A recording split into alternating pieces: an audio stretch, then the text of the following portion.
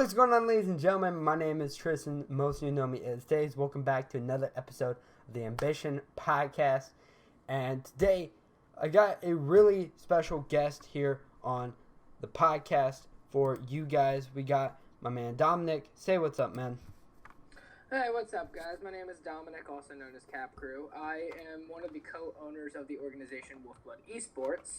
And Taze/Tristan and I are here to talk about just different stuff about organizations in general. I know my points that I want to talk about, but definitely he has some points too that we're just going to touch on.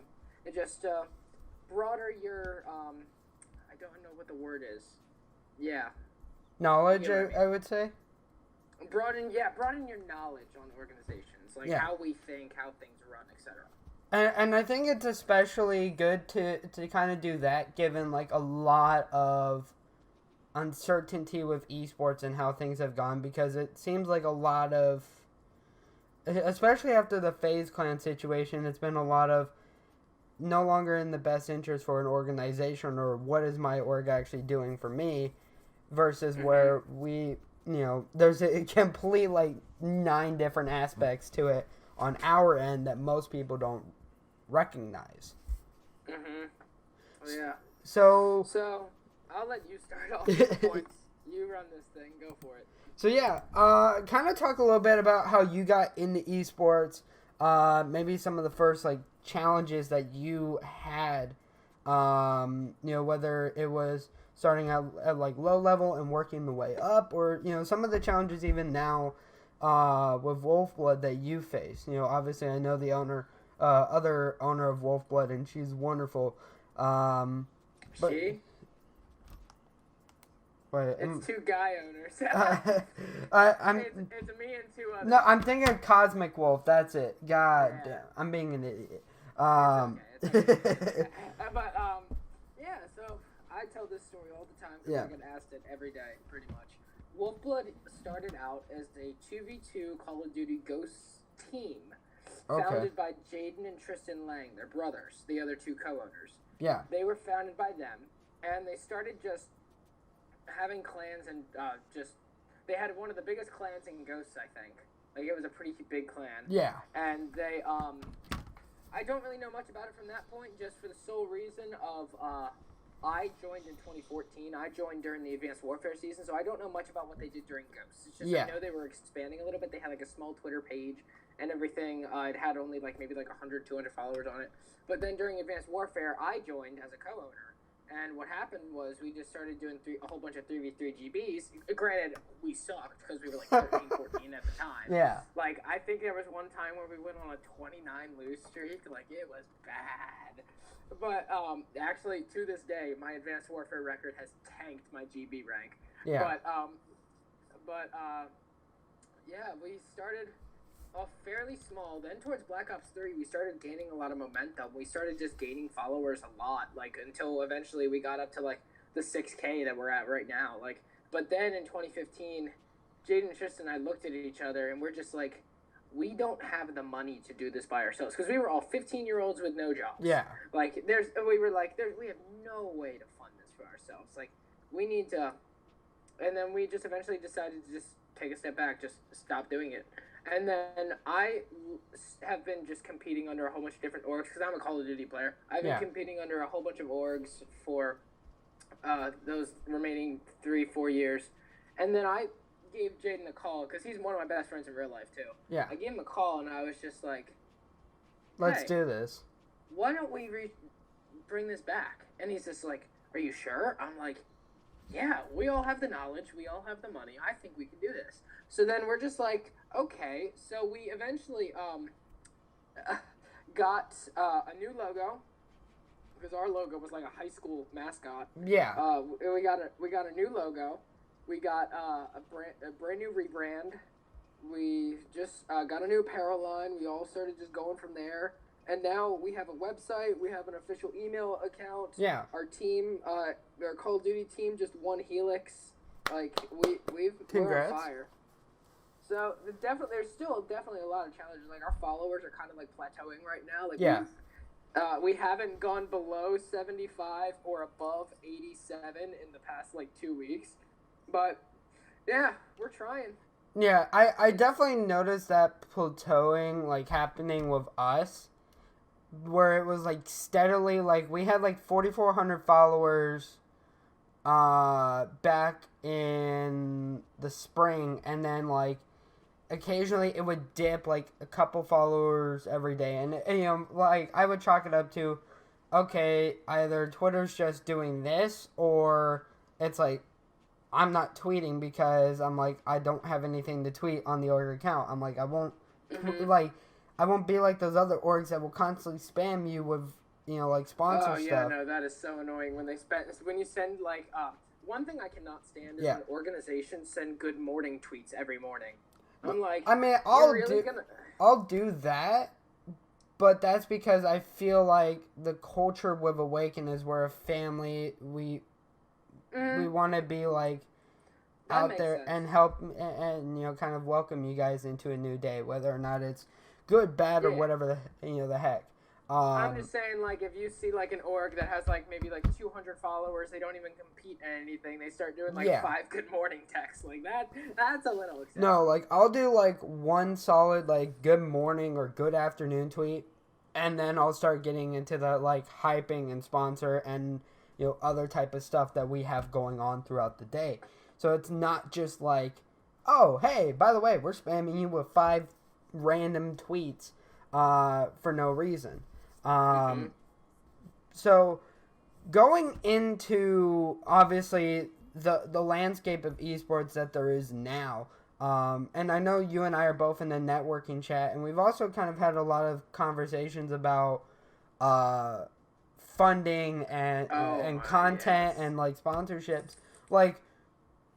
And I know this is like a 3-part question, but where do you think the line is when it comes to both like funding, content, and you know like the partnership sponsorships? Because the way I've always looked at it, as you know, being in esports for like 8 years, is like no matter if it's a affiliate program, a partnership, or an actual like financial product sponsorship, it's still the same nonetheless to me. Like I will consider a partnership to be that of a sponsorship, because like you may not be guaranteed you know commission or guaranteed a product thing, but like sponsors all the time will email me and they're like, hey, it's a first come first serve thing, who wants this? And I'm like, I'll take it, like, you know. Yeah. So you know that's always something that I've looked at, and then especially myself coming from a content creator perspective, this is something that I tried to touch on in the chat yesterday. That a lot of organizations definitely don't understand content. Um, Mm-hmm. you know, this is why I'm sure most people in the chat probably thought I gave out some brazen requirement that you need to have X amount of years at least as a content creator. You need to know how to edit, how to do this, how to. No, I agree with all of that. Yeah. But that's because like there have been times where throughout the years I'll go and I'll look at like I'll talk to people and I'll be like, so are you guys looking for content creators? Are you looking for Twitch streamers? Like, who's your head of content? And the head of content is solely a person on Twitch. And I'm like, that's so limiting. And then, like, you see, especially the rise that, like, Optic, FaZe, E United have had with the. They're all And based off especially content. even, like, 100 Thieves with the content that they've been making over this last year. Like, it shatters a glass ceiling. So what I guess again, like, what are your thoughts on those 3 different things? So when it comes to content, I'm not your guy to answer that. Jaden, one of the other co-owners, Yeah. he focuses more on the content. But right now, for the past, because we rebranded back in July, Okay. so ever since the middle of July, he's been looking to build a nice content team. But the problem is, nobody's really come to us. Like all the Yeah. content had to be self-produced. So that's what we're working on right now. Actually, when like an hour before we got up this, I just finished going to Jaden's house and we filmed like an announcement video for the YouTube channel. Just Okay. going like, this is what we're doing now, blah blah blah. Like we actually just did all that, but yeah. And then so content, you definitely need it. doesn't matter how big or small your org is, you need it because you don't just want people to just be cheering on your teams when your teams play. You want them to be able to support your organization year round, and that's what content does. Yeah. Now, when it comes to funding, this is where I'm a huge stickler. Yeah. Like, I totally am for funding a team, but what esports players need to realize is that funding is earned. Yes. Not required. Lots of yes. teams, you'll see people that come to you with 0 LAN experience, 0 wins under their belt, a non-existing competitive resume, and they're like, "Yo, I'm goated. DM me. I want funding. Blah blah blah." And when we say we're not going to give you funding, they start going around trash talking the organization, saying how we don't fund, and that's just not true. Yeah. But for instance, there is such thing as asking for too much. Yes. I'm not going to say which of our teams specifically because I don't want to call them out. One of our teams has a coach who's in the pro like he's literally in the pro league for their game. Okay. And the coach charges $60 an hour. They wanted us to pay for the coach 4 to 6 times a month. And if you do the math, 4 times a month times 12, that's $2,880 they wanted us to spend on a coach per year without any return of investment. Yeah. Which is a terrible deal.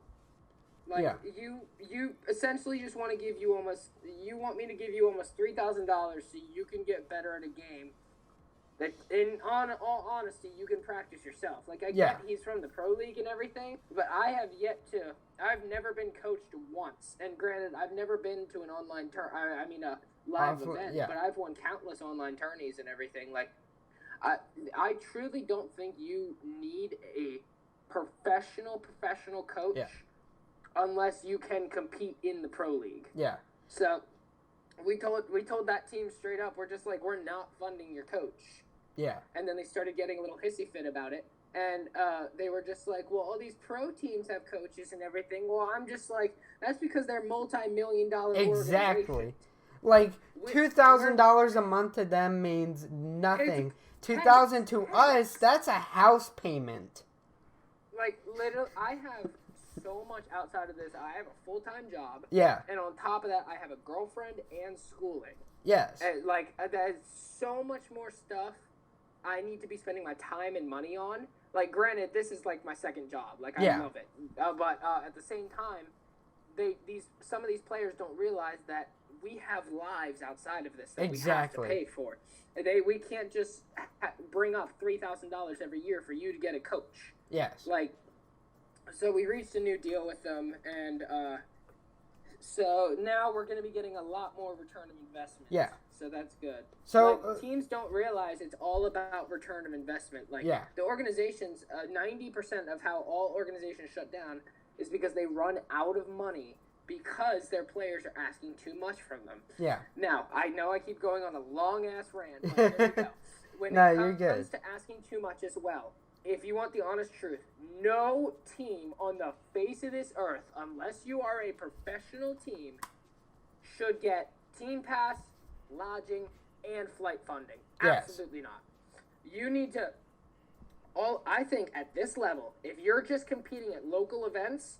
The most you can do is team pass and lodging. Yes. They need to cover the flights themselves if they want flights. See, that's what I've always done with especially CWL events. I will say, like, hey, we will either split with you on the team pass, and typically I go to that specific event. Like, I went to Vegas and I went to Anaheim. So I'm like, I personally will be there to help pay for the hotel. I will do that so that there's no issues, whatever. Personally myself, I'm a little bit split on when it comes to funding. And I understand if you are a pro roster or if you've been tied to, like, you know, the Methods or the Astralis or, you know, so forth organizations or the growing ones that maybe, you know, like really got their name out over the last 1 or 2 years in CWL or another different game. For me, I've always had the mindset that when you come into Awaken, it is a clean slate from anything else you've ever had. And to go back to a quote that I occasionally tell people, is something that Temper had said in the middle of a drama completely unrelated to esports. It's not about what you have done; it's about what you could do. Yeah. So I always try to say look, I will help you guys out as much as I possibly can.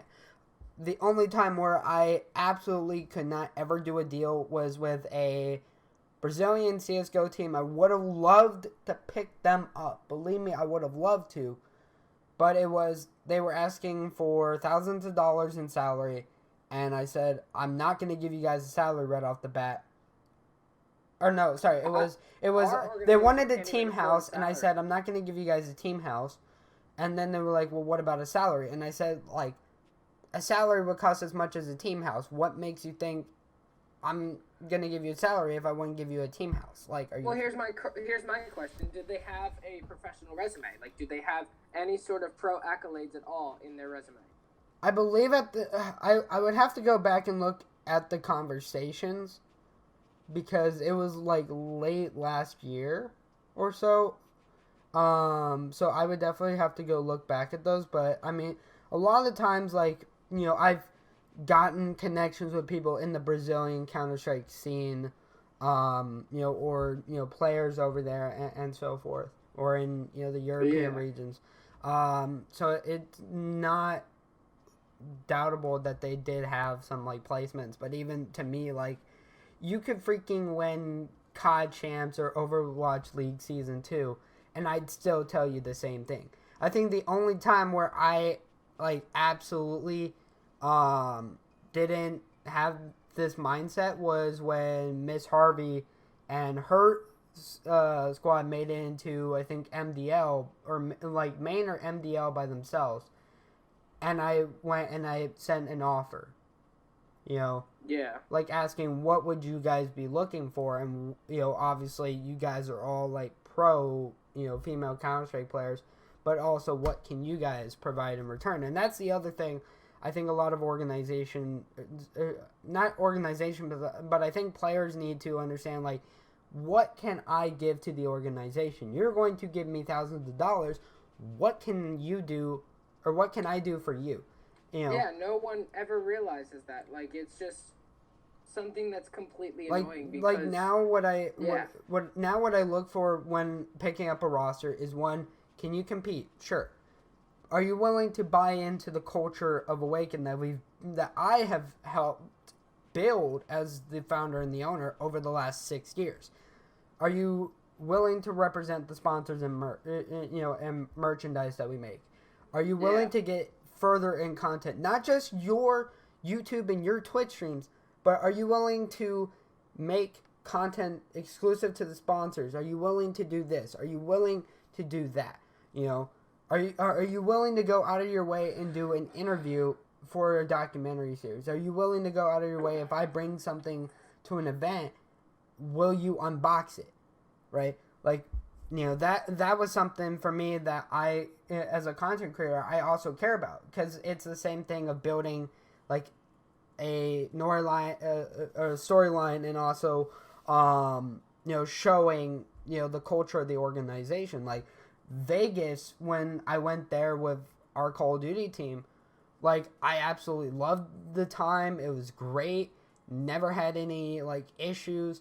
Maybe there were a couple times where it would be I'm in the venue watching and they need me to pay for food, and I'm like, okay, give me 5 minutes. I'll run out the hotel and meet you guys down the block, or something like that. But I think a lot of people put a lot of too much reliance on the organization, and not understanding how can we perfectly contribute to the organization, and it's something where to quote a college football one of the college football players here in Nebraska where I live, I think he graduated last year, but nonetheless he said some people think that they're buying in, but they're not truly buying in. And that's my perspective. So, that's how I look at funding. Again, this isn't a deterrence. Like if you feel like you want to earn, what you want, then sure, go ahead. Like a lot of the talks I've had with teams going forward from this year is like the first event, I want you guys to do the majority of the funding. And that is because, one, I want you to understand what it's like from our perspective. And then, two, it's also like, I believe some players, if you give them a deal that's fair and then also that has both people have skin in the game, then it's like, my money's also on the line here. I can't joke about this. Yeah, I have a question. Yeah. What would you say, I obviously have my opinions, but what do you say is the most you can take, because I want other orgs' opinions, obviously. What's the most of the winnings you could take from any one of your teams? What's your threshold? Like, where do you draw the line? The standard that's been in the Awaken contract since we made them years ago has been 80-20. I've never gone higher than that. I've never gone lower than that. So you mean like you don't take more than 20? No, I don't take more than 20. But that's because I feel like that's actually where I draw the line too. Yeah. I don't take more than 20. For me, I feel like maybe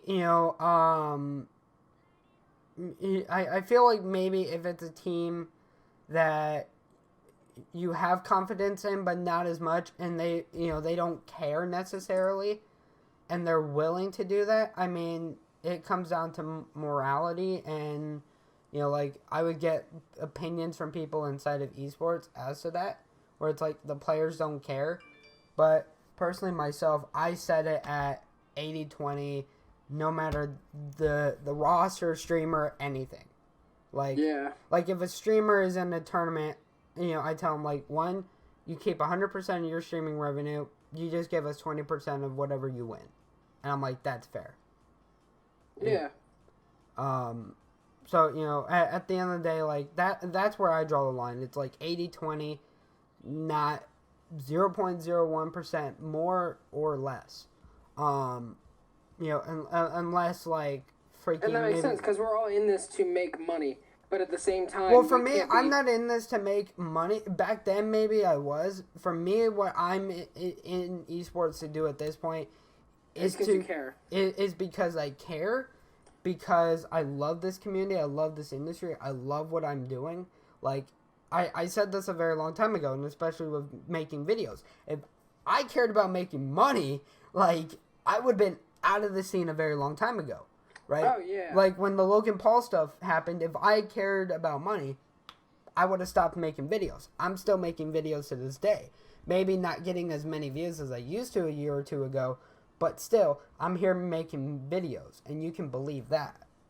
Oh, yeah, because when I meant, say, we're in this to make money, I just mean, like, we're trying to make a job out of this. That's what we're trying to do. Like, we love this, but we're also trying to earn a little bit of money while we're doing it so we can support ourselves and further grow our separate organizations.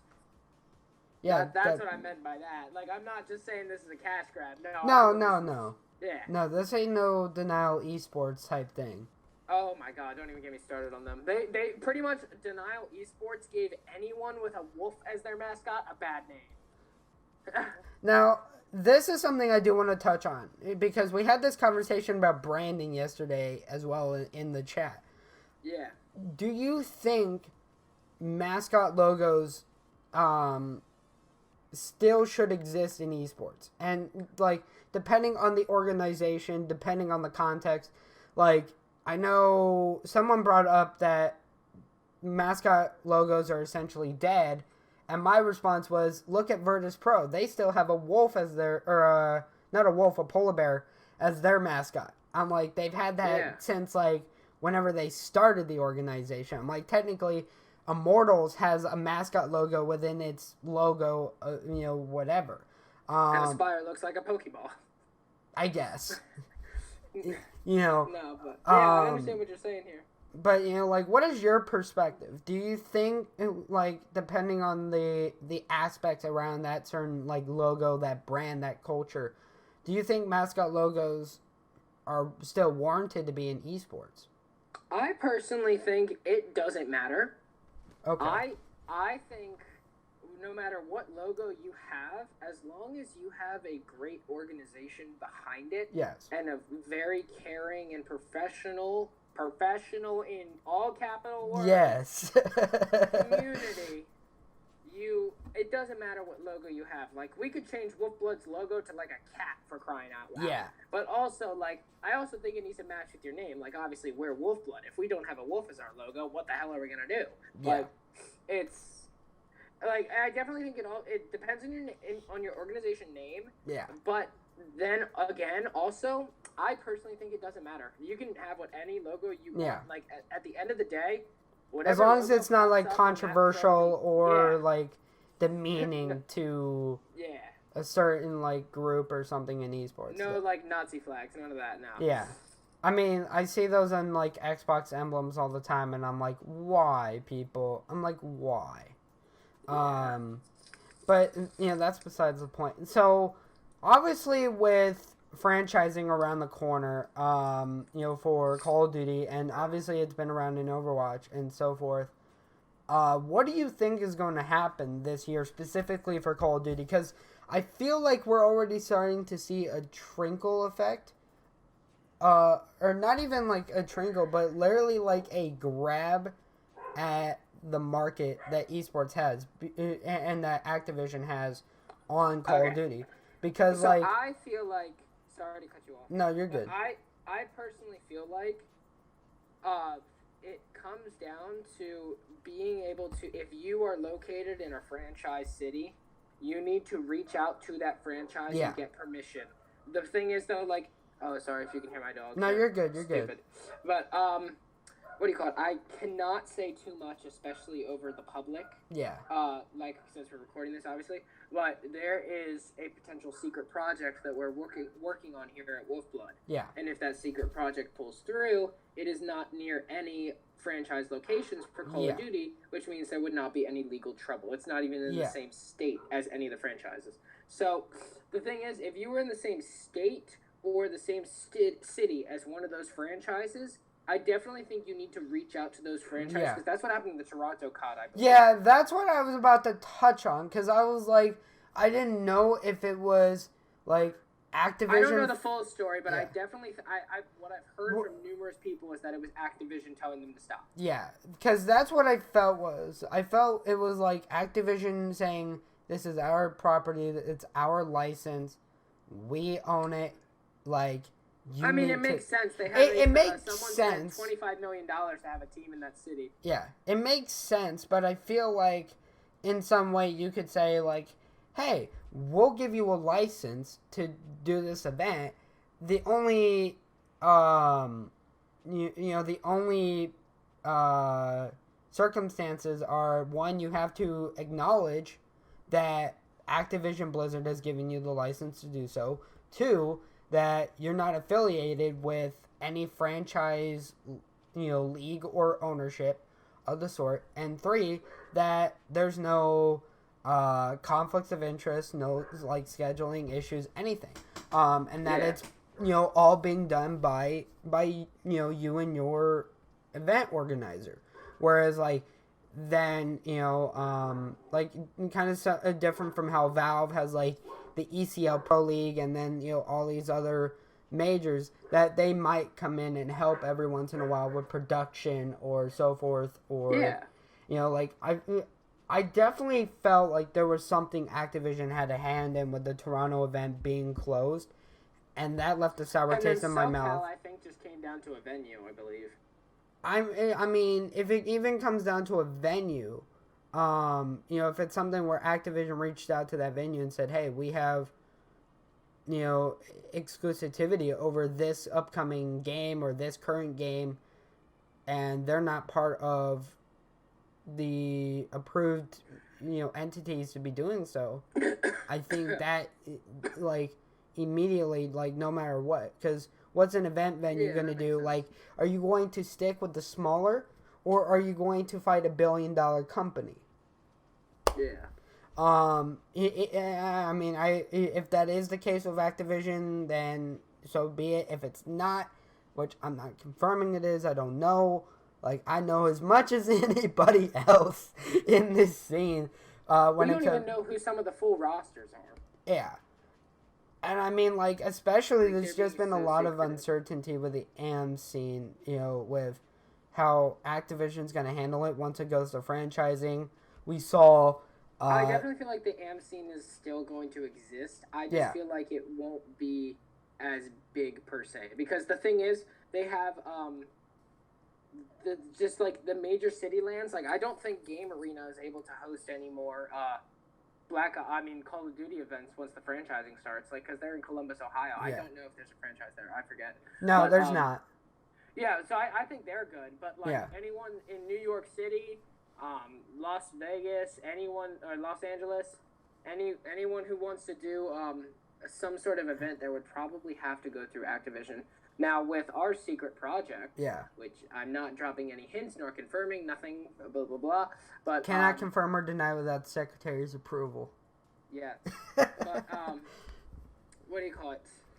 Essentially, the AM scene would be given a place where they don't have to worry about any legal trouble. Yeah. So kind of like an intermediary. That's pretty much all I can say. So kind of like an intermediary between Activision and those the amateur event organizers. Yes. Okay. I won't. I can't say anymore. No, yeah. no, that's fine. I mean, like, I just wanted to kind of get a broader idea of like. Yeah. No. Yeah. That's fine. Is there any last topic you want to brush up on? I pretty much covered all of mine. I mean, I definitely want to get your thoughts on where like esports is going, how the landscape absolutely up, and it is not going anywhere down in at least the next 20 years minimum. Yeah. It's going to be around for minimum 20 more years at least. I mean, I won't even go 20 because I'll probably go higher than that. Yeah.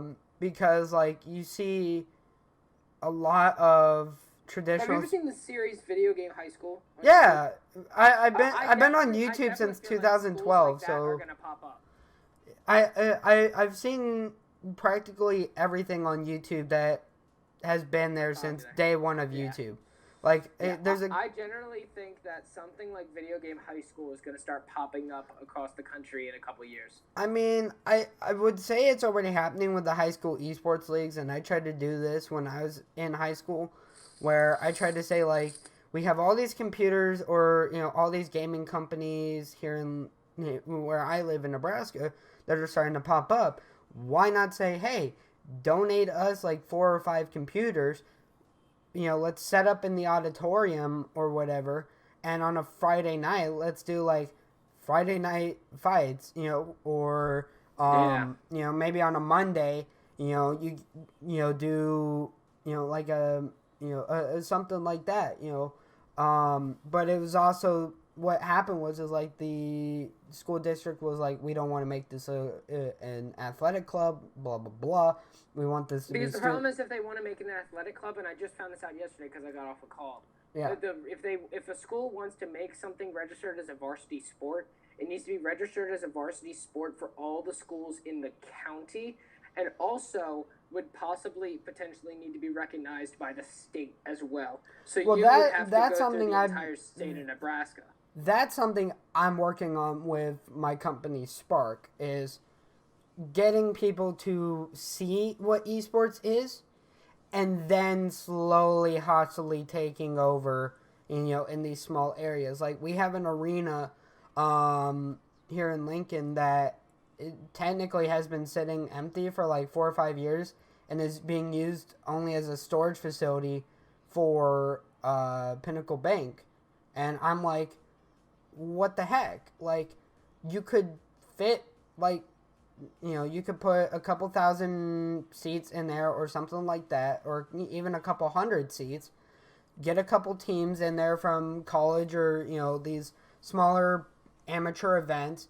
Put them into this place and utilize some of it, instead of, I think, like they've talked about, oh, how do we take this mural off that would cost millions of dollars that makes it a national landmark or blah, blah, blah.